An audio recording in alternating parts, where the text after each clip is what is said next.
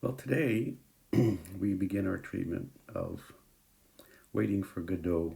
Godot is usually the way that Americans say this word that's supposed to be a French name, but in England and in France, often they say waiting for Godot. So if you're watching a video of the play or a film adaptation, you're likely to hear them say Godot instead of Godot. But anyway, most people will say Godot when they're talking about it. But as we begin, I have some notes scribbled in the margin of my um, files here.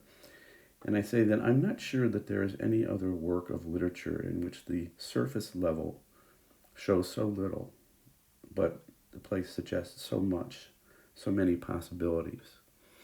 And in a few minutes, we're going to come and talk about some of those many possibilities.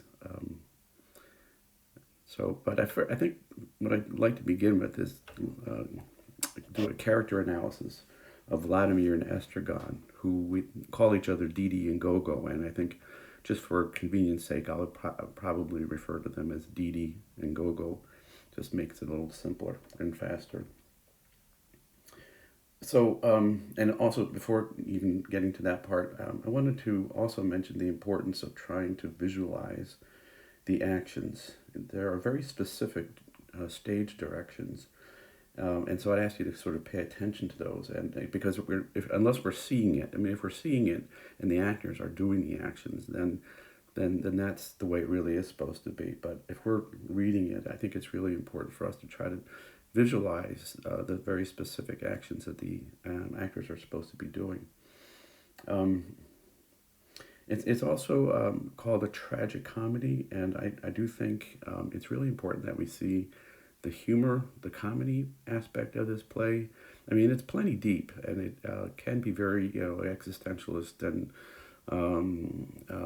brooding about things, but it really is important to see the funny side of it as well. And if you, I would also encourage you, I might have done this already, to look at the links on the Course Connect page that have that are to either scenes of productions or whole productions of this play. And what's really kind of too bad, like if any of the available resources that have the whole play are not productions that are done in front of a live audience.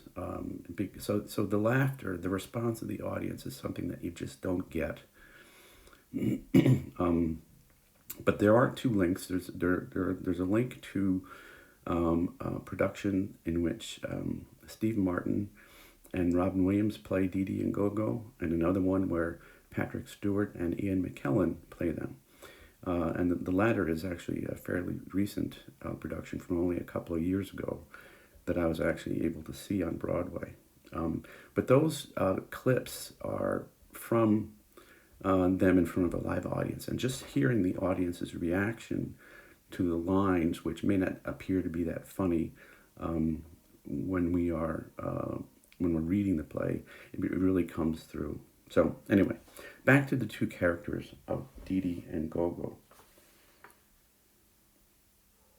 In a way, these characters, because they are doing a lot of the same things and they're hanging around, and they may at first seem to be like interchangeable. I mean, I don't know if any of you are having a hard time keeping them apart or keeping them straight, but in other ways they represent really opposite reactions to the human condition. I don't know if hopefully you'll notice this, but Didi is someone whose distinguishing feature has to do with his hat and his head. I'm going to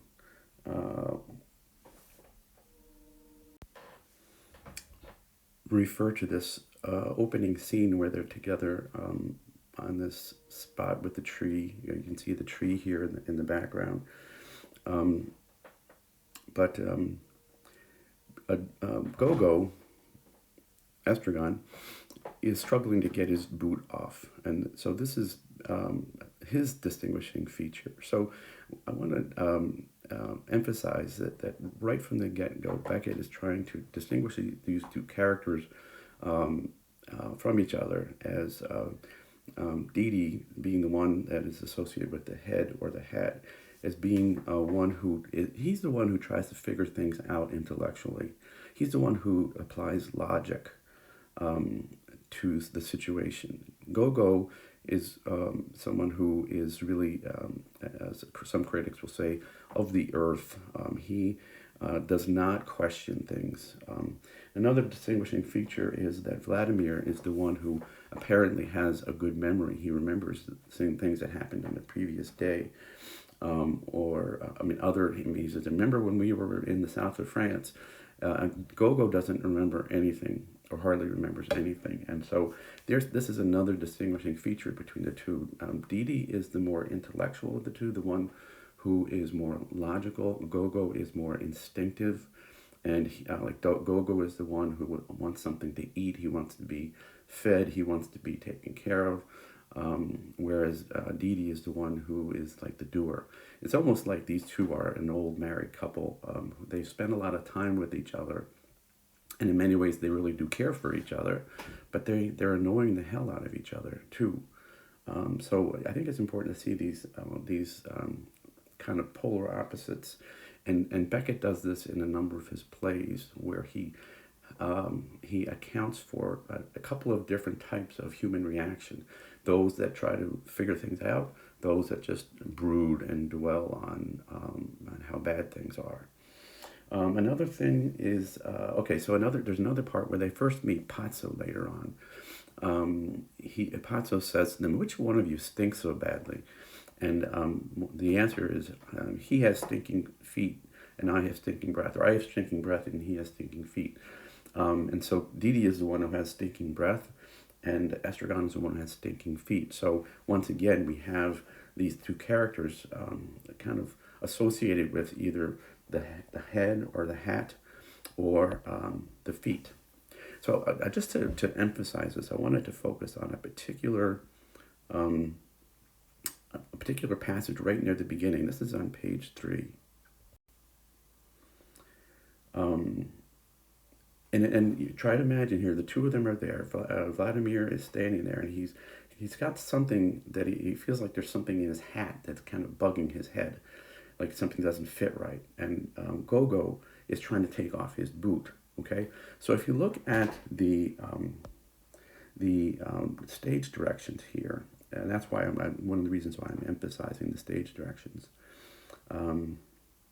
Right, so and Vladimir is talking. He takes off his hat, peers inside it, feels about inside it, shakes it, puts it on again, and then he's trying to think things through again. And then he takes his hat off again, peers inside it. He knocks on the crown as though to dislodge a foreign body, peers into it again, puts it on again. Nothing to be done. Okay. At this time, then Estragon now, with a supreme effort, succeeds in pulling off his boot. He peers inside it, feels about inside it, turns it upside down, shakes it, looks on the ground to see if anything has fallen out, finds nothing. All right, so these actions are really what kind of represent these two characters. Dee Dee is trying to use his head and is troubled because he can't quite figure what's inside his hat. Whereas Gogo is of the feet. He's looking around in his boot for what's bugging him.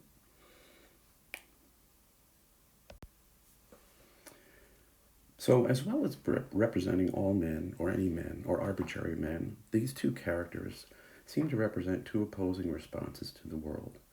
The thing with memory, the ability to remember the past, seems important, especially to Dee Dee. He and his intellectual preoccupations are constantly trying to force Gogo to remember the past in order to better grasp the situation at present, to better prepare themselves for the future. We as human beings are able to anticipate the future based on our memory and knowledge of the past. And so that would seem to be an advantage, the intellectual response. Estragon's response is different, though. He cannot remember the past. He lives in immediate present, sees no point in we could characterize them then as representing, on one hand, a philosophical, intellectual response to the human condition, or one that responds only to the more immediate experience of the present. It is a more instinctive response. All right, so I bring this up because I would ask, does either of them benefit from their perspective? One might think that the philosophical pursuit would bring with it a deeper understanding of one's environment. Yet Vladimir is just as lost as Estragon. The pursuit of knowledge about the universe, then, is futile if this reading is correct. Okay, so let's move on and talk about some of the many possibilities of what this play is supposed to be about, or what people say it is about. I don't think it would take very long for people to put make the connection that Waiting for Godot sounds like these two characters are waiting for God. They're waiting for the second coming of Christ. They're waiting for the day of judgment, and this is this is a very common reading. And first of all, the God of Godot is pretty obvious. Plus, when they first meet Patso, he says, "Who is it this person that you say you're waiting for? Godot, Godot, Godot." What they have in common then is God. Okay, so and there's my excellent handwriting there. So it's kind of a no-brainer, and it's been talked about for a long time that this play is a kind of a Christian allegory of the existential crisis that human beings who believe in God and the second coming have been waiting for an awful long time, and it might be suggesting that he is never going to come. But that's not really exactly what the fact that he has not come in the actual world yet does not mean that Beckett is necessarily saying that he will not.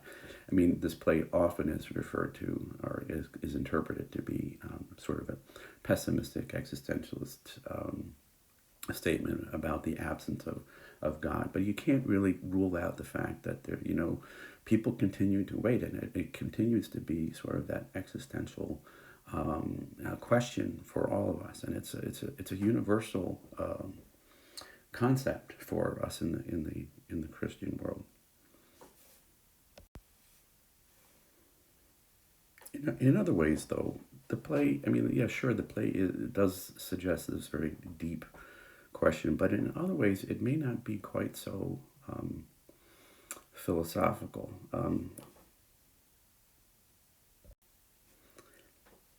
I'm showing here the cover of the book in French. Okay, so Beckett, even though he's Irish and his native language is English, originally wrote this play in French, and he was living in Paris for much of his life. He, like Joyce, had left Ireland for good and lived abroad. So Beckett wrote a lot of his works originally in French, and then I don't know if any of you has taken French, but this title, Attendant Godot, does not exactly mean waiting for Godot. It means more literally while waiting for Godot.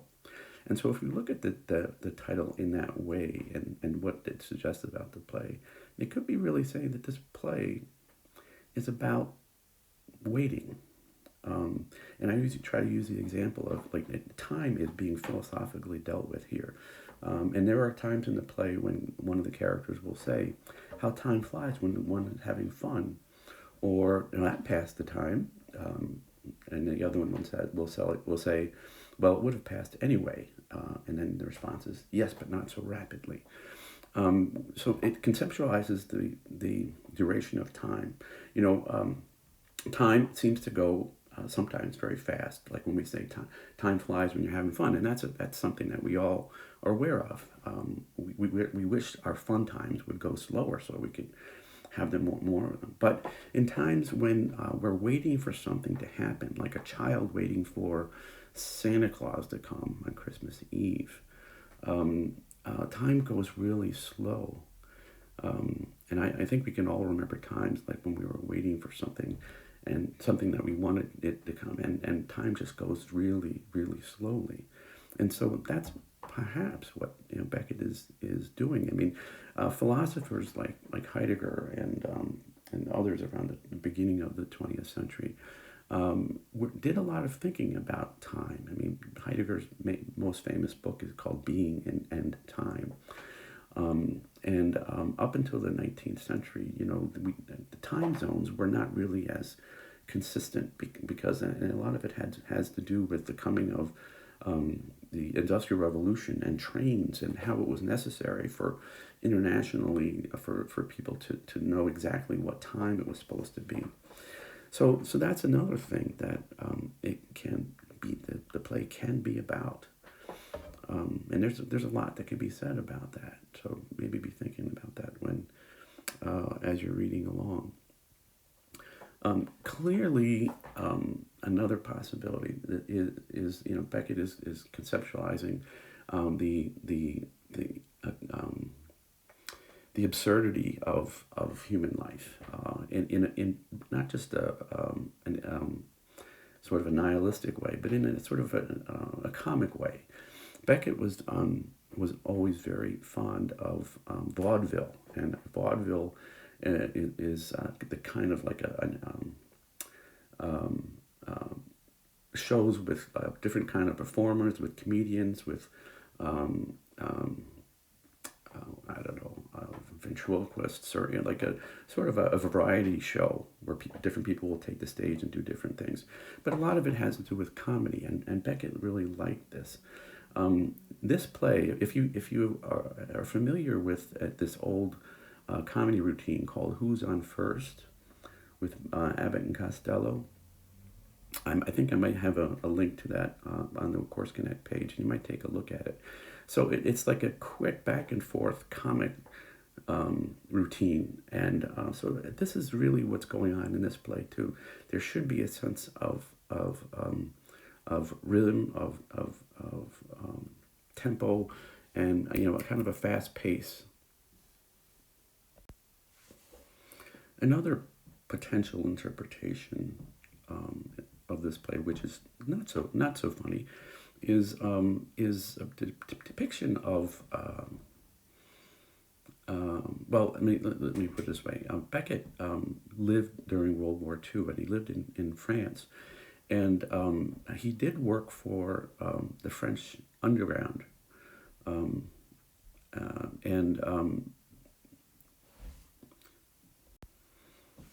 I guess the French Resistance is what it's usually called. And so he did do, and he underplays the kind of jobs he would do, but he says they were kind of minor. But at any rate, one of his good friends was captured by the Nazis, sent to a concentration camp where he died.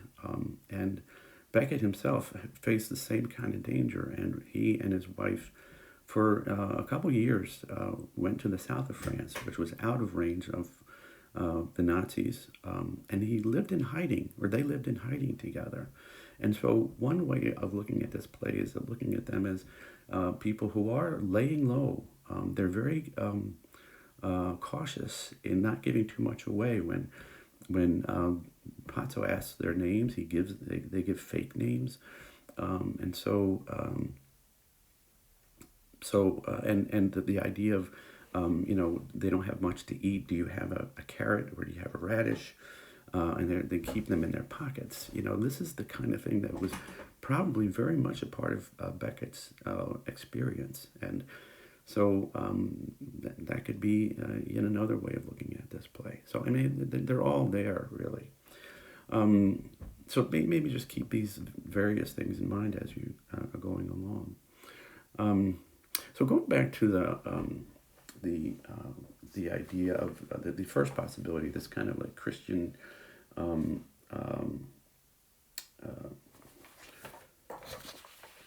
Christian allegory, or allegory of the existential problem of existence. Some of the other things in this play that suggested are lots of Christian references. We have the one sort of prop or piece of stage decoration is the tree, all right? And so the tree is something that has many kind of symbolic possibilities. It could be the tree of knowledge of good and evil in the Adam and Eve story.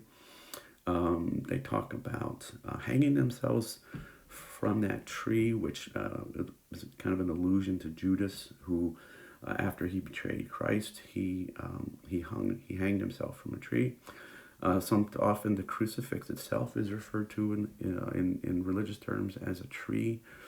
There are references to the two thieves at the time of the crucifixion. Religious names like Cain and Abel are dropped in many different places. So this play is rife with religious imagery, and that's something that kind of leads many people to say that it really needs to be about this waiting for God type of meaning.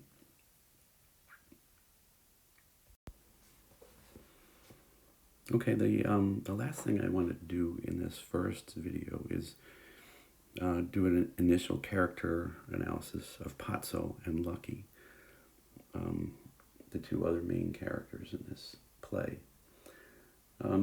One thing that is often referred to, and I'm not going to go into any detail about this, but many critics will look at what, another German philosopher, Friedrich Hegel, came up with this concept of a master-slave model, where, sure, the master, for a master to be a master, he needs to have these slaves under him, but there's also the kind of a reciprocal need for the slave to have the master, that they are,